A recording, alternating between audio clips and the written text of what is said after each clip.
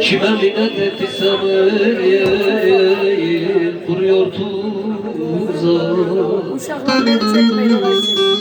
Ah dost görünen düşman bizi vuracak. Yaralandım ama Ölmedim ama. Ölmedim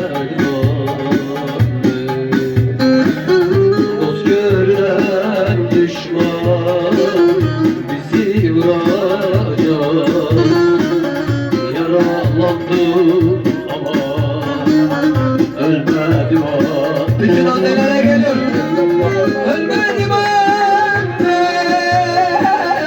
ölmedim anne. Kahve kuşum neydi canan, ölmedim anne. Ölmedim anne, ölmedim anne.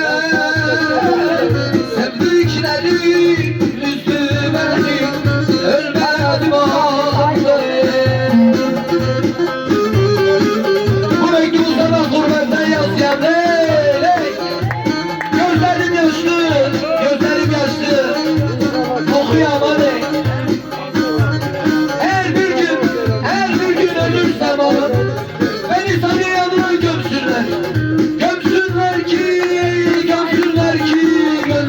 o güzel yüzünü bir daha göremem. Bir daha göremem.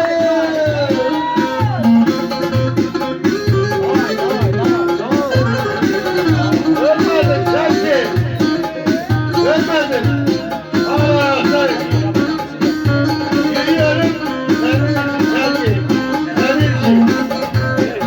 Yani bir şey de daha.